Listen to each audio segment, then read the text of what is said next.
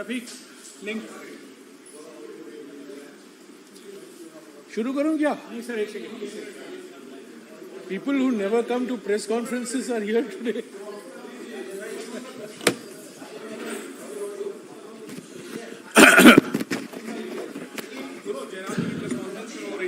तो साथियों, मैं पहले हिंदी में ब्रीफिंग करूंगा, उसके बाद मैं अंग्रेजी में बोलूंगा। आज करीब 1.5 घंटे के लिए हमारी जो संसदीय रणनीति ग्रुप है, पार्लियामेंट्री स्ट्रेटेजी ग्रुप, उसकी दूसरी बैठक हुई है।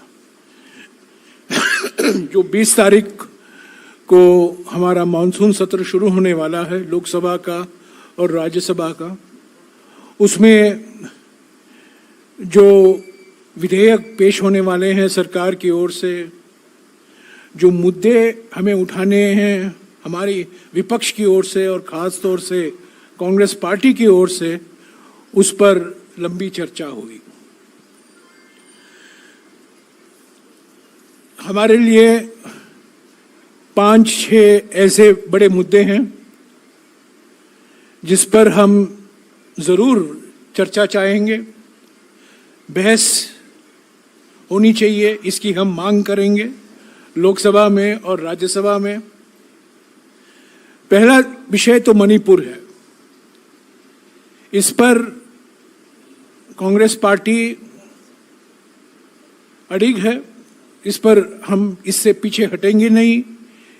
इस पर चर्चा होना जरूरी है। शुरुआत में ही इस पर बहस होने की जरूरत है। इसमें प्रधानमंत्री जी को भी बोलना चाहिए, प्रधानमंत्री की मौजूदगी में ये बहस होनी चाहिए।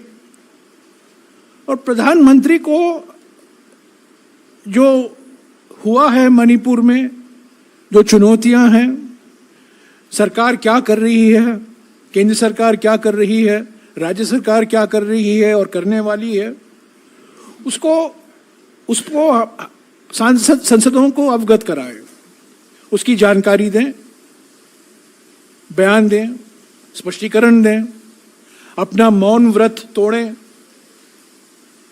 ये हमारी पहली मांग है इस सत्र से।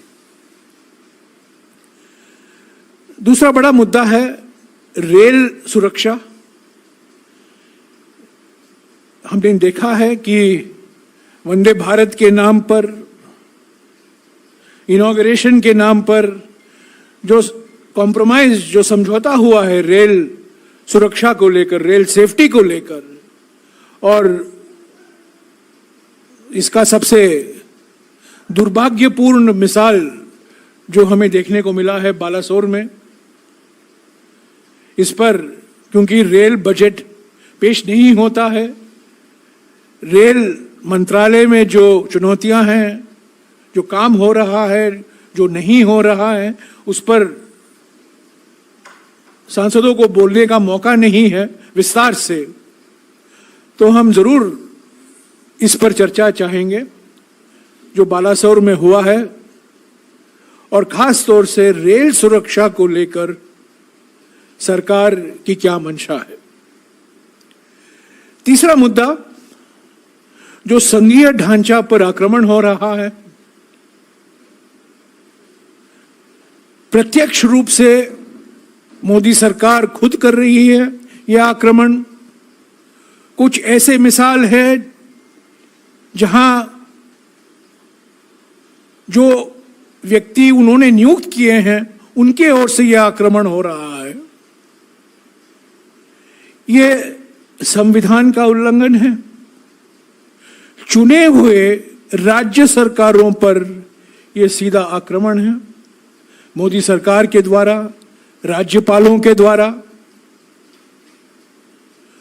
कांग्रेस पार्टी हमेशा इसके खिलाफ रही है, इसके खिलाफ लड़ी है, लड़ती रहेगी, संसद के अंदर, संसद के बाहर। और ये मुद्दा हमें बहुत महत्वपूर्ण मुद्दा है जो हम पहले ही उठाएंगे।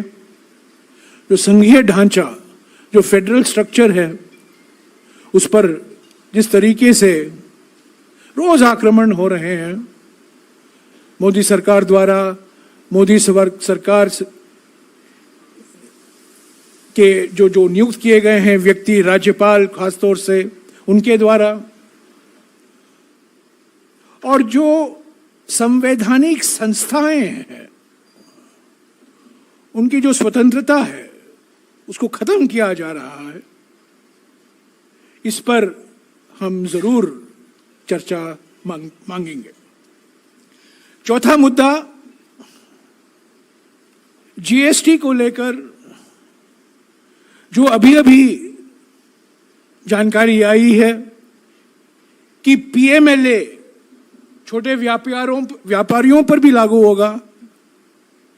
ऐसे तो लघु उद्योग पर लागू होता ही है, पर पहली बार हम पढ़ रहे हैं कि पीएमएलए छोटे व्यापारी पर भी लागू होगा। ये हम समझते हैं ये बिना कोई चर्चा किए हुए, बिना कुछ जानकारी दिए गए हुए, ये अपने आप अपनी मनमर्जी से मोदी सरकार ने यह निर्णय लिया है। ये बहुत दुर्भाग्यपूर्ण है। इस पर हमारी पार्टी की ओर से अभिषेक सिंघवी जी ने बहुत कुछ कहा है 2 दिन पहले, पर यह मुद्दा हम जरूर पार्लियामेंट में उठाएंगे। इन्फ्लेशन को लेकर जो रोजाना की वस्तुएं हैं उस पर उनके जो कीमतें हैं, दाल, चावल, टमाटर, सब्जियां, रसोई गैस तो है ही है, तो जो दावे किए जाते हैं सरकार की ओर से कि मुद्रास्फीति का दर घट रहा है, वो तो अभी तो घट नहीं रहा है, वो तो अब बढ़ रहा है। और न केवल टमाटर इसमें शामिल है, बल्कि और भी आवश्यक वस्तुएं हैं जो सभी परिवारों पर ये बोझ बनकर पड़ा हुआ है। इस पर सरकार की मंशा क्या है, सरकार क्या करने वाली है, क्या करना चाहती है, जरूर कांग्रेस पार्टी इस मुद्दे को उठाएगी। कुछ ऐसे कार्यक्रम हैं जैसे महात्मा गांधी नरेगा है, ग्रामीण विकास के लिए जो कार्यक्रम, जो परियोजनाएं यूपीए के सरकार के समय से लागू हुआ है, उसको कमजोर किया जा रहा है अलग अलग बहानों को लेकर। डिजिटलाइजेशन के बहाने में जिस तरीके से महात्मा गांधी नरेगा को खत्म किया जा रहा है, लोग रोजगार चाह रहे हैं पर रोजगार उनको मिलता नहीं है। ये अजीब सी स्थिति है और ये मुद्दा हम जरूर उठाएंगे। बेटी पढ़ाओ बेटी बचाओ, प्रधानमंत्री कहते रहते हैं, मंत्रिमंडल के मंत्री भी कहते रहते हैं, पर जिस तरीके से एक बीजेपी सांसद पर आरोप लगाए गए हैं, उन पर कोई कार्रवाई नहीं हुई है, जिस तरीके से महिला पहलवानों के साथ दुर्व्यवहार हुआ है दिल्ली पुलिस द्वारा, ये हमारे सारे समाज पर एक कलंक है। और ये मुद्दा भी आज विचार में आया और हम जरूर इसको लोकसभा और राज्यसभा में जरूर उठाएंगे। जेपीसी का मुद्दा पिछले सत्र में भी था, ये सत्र में भी होगा और नई जानकारी आई है मुडानी को लेकर। कल ही हमने देखा है उसका एक मिसाल, धारावी परियोजना। तो जेपीसी की मांग जो हमने की है, क्योंकि जो सवाल हम उठा रहे हैं मुडानी को लेकर, वो कोई विशेषज्ञों की समिति के द्वारा जांच नहीं हो सकती, सुप्रीम कोर्ट की नियुक्त समिति के द्वारा उस पर जांच नहीं हो सकती, सिर्फ जेपीसी ही इस पर जांच कर सकती है। और ये हमारी सारी विपक्ष पार्टियों, कई विपक्ष की पार्टियों की मांग थी और इस सत्र में भी ये मांग रहेगी। और अलग अलग राज्यों से लेकर कुछ मुद्दे हैं। असम में डिलिमिटेशन का मुद्दा है, मध्य प्रदेश में दलितों और आदिवासियों पर अत्याचार का मुद्दा है। ये राज्यों के मुद्दे भी हमारे सांसद उठाते रहेंगे। मैं समझता हूं, मैंने आपको जो आज 1.5 घंटे की बैठक में बात हुई है, उस पर जो मुद्दे उठे थे उसकी जानकारी मैंने आपको दी है। मैं संक्षिप्त में अंग्रेजी में कहूँगा। Today the Parliamentary Strategy Group had its second meeting for about 90 minutes, and a number of issues that are the number of bills that are likely to come up from the government side and a number of issues that the Congress party and other opposition parties will raise were discussed in some greater detail today. Clearly, the most important issue for us is the situation in Manipur, the Prime Minister's continued silence, the Home Minister's continued ineffectiveness, the complete failure of the state government, the complete divide that exists in Manipur's society. We will certainly demand a discussion in both the Lok Sabha and the Rajya Sabha, and we would like the Prime Minister to take Parliament and the country into confidence on the current situation and the challenges that the country faces in Manipur. The issue of rail safety, a lot of high-profile inaugurations take place, but basic issues of rail safety have got ignored, and the latest reflection of that was the ghastly tragedy in Balasore. We don't have opportunities for a discussion on Indian Railways because the rail budget has been discontinued. So we would use this opportunity in this session to raise fundamental issues of rail safety, which have taken a back seat. A third very important issue is the continued assault on the federal structure, on democratically elected state governments and local bodies, the continued attack on the constitutional rights and responsibilities of state governments, of democratically elected state governments, by the Modi government, by its appointees as governors and other posts. This is an issue that the Congress party has always fought against and will continue to raise its voice both in Parliament and outside. Price rise, prices of essential commodities. Till recently, the government was claiming inflation rates are going down, but clearly prices of essential commodities, cooking gas, tomatoes, vegetables, fruits, rice, dal, are placing an intolerable burden on crores and crores of families across the country, and we would demand a discussion on this. The JPC issue on Modani, on the Modi-Adani nexus, no Supreme Court committee can investigate the full dimensions of the Modani scam. Only a JPC can.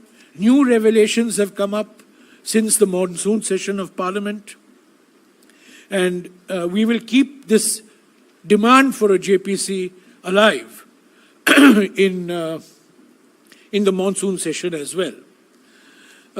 There are issues related to the weakening and the dilution of the powers of constitutional bodies, which the Congress party has raised in earlier sessions, which we will raise. The attacks on female wrestlers, the charges against a BJP MP, which is really a shame, not just to the party, it's a shame on our society. And the continued silence of the Prime Minister. The Prime Minister has an ABC approach to silence. He's silent on Adani, he's silent on Brij Bhushan, he's silent on China. He's silent on all these three issues. Of course, it goes up to M. He's silent on Manipur also. So we would certainly demand a discussion in Parliament. The weakening of Mahatma Gandhi, Narega, and other welfare programs. One very important issue that has come up in the last 3-4 days is bringing GST under the purview of PMLA, which is going to affect crores and crores of traders across the country, small businesses, micro businesses. And I think Dr. Singhvi has already made our party's position very clear, but we will be raising this in Parliament as well. I think I have dealt with all the issues. Of course, there will be issues related to different states, the delimitation in Assam, the continued atrocities on Dalits and Adivasis in Madhya Pradesh, which I am sure that our MPs who are concerned with these states would be raising in this session. It's a 17-day session.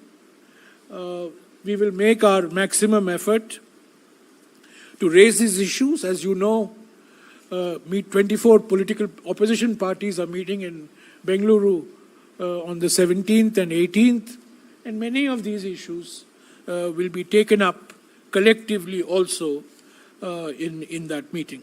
So that's all I wish to say on today's meeting. Thank you. मैंने साफ कहा है, जो आक्रमण संघीय ढांचा पर हो रहा है, जो चुने हुए सरकारों पर आक्रमण हो रहा है, प्रत्यक्ष रूप से और अप्रत्यक्ष रूप से मोदी सरकार द्वारा और मोदी सरकार के नियुक्त किए गए व्यक्तियों के द्वारा, उसके हम खिलाफ रहे हैं और रहेंगे, और इसके खिलाफ हम लड़ते रहेंगे. धन्यवाद.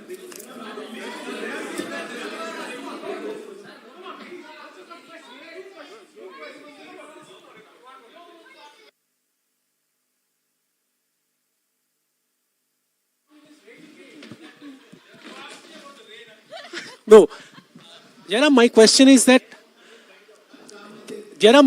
is, you mentioned in your introductory remark that the meeting also discussed the bills. Also discussed the bills and the other issues.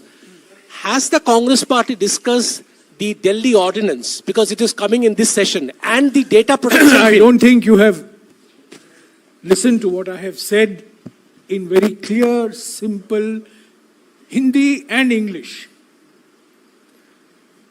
I have said in Hindi, जो संघीय ढांचा पर आक्रमण हो रहा है प्रत्यक्ष रूप से मोदी सरकार द्वारा, और जो आक्रमण हो रहा है मोदी सरकार के नियुक्त किए गए व्यक्तियों के द्वारा संघीय ढांचा पर, जो चुने हुए राज्य सरकारें हैं उनके संवैधानिक जो भूमिका होनी चाहिए, जो उनकी जिम्मेदारियां हैं,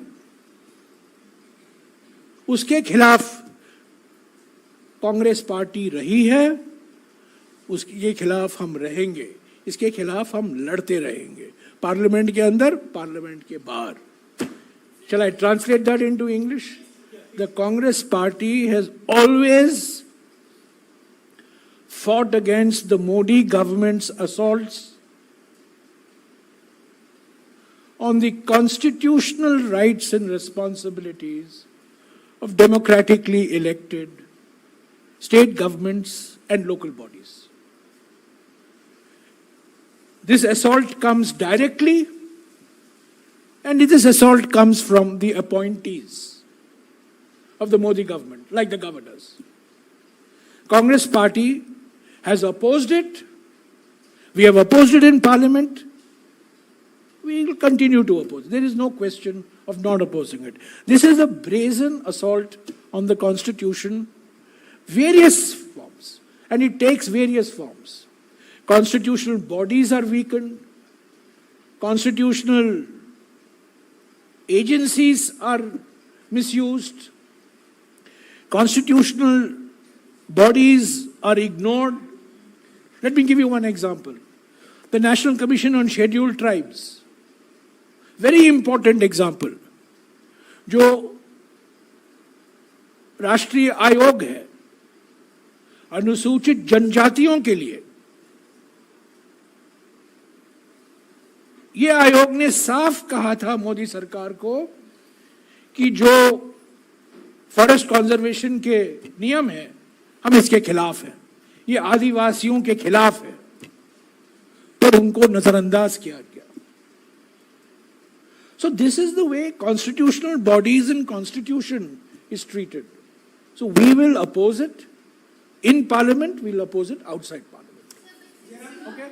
Since you're hosting the opposition meet in Bangalore, Don't ask me the same question in a different language. No. Ask me a different. This is an absolutely different question. This is an absolutely different question. Since you're hosting this meet, do you expect Aam Aadmi Party to join? Is Aam Aadmi Party part of the 24 parties that will be attending the Bangalore meet? And I'm asking you because you're the host. As far as I know, Aam Aadmi Party is one of the 24 coming to Bangalore. As far as I know. Jairam sir, आज की जो बैठक हुई है strategy group की, उसमें क्या ये ऑर्डिनेंस के मसले पे डिस्कशन हुआ? जो मैंने कहा है बार बार मैं दोहराऊंगा. आप बार बार पूछते रहिए, मैं बार बार वही आपको जवाब देते रहूंगा. मैंने आपको कहा, साफ कहा है, मैंने साफ कहा है, जो मुझे कहना है कह दिया है. मैंने आपको कहा है जो आक्रमण हो रहा है चुने हुए राज्य सरकारों के संवैधानिक हकों और अधिकारों पर, उसके खिलाफ कांग्रेस पार्टी हमेशा रही है और हमेशा रहेगी. इसका अभी मुझे फुटनोट देना, डबल फुटनोट देना, आप मुझे क्या, मैंने आपको जो कुछ कहना मैंने आपको कह दिया.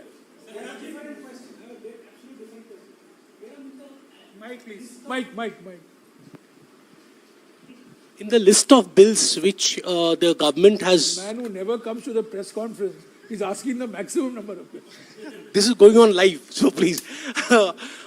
In the list of bills, the government has also said that they are going to bring the digital personal data protection bill. We are Has the completely Congress, opposed to it. We are completely opposed to the why? personal data protection Why? bill because there was a committee that was set up on the previous bill. That committee met for 2.5 years. Incidentally, the current minister of telecom and railways and the current MOS for electronics and IT were members of that committee. Of course, before they became ministers in July of 2021.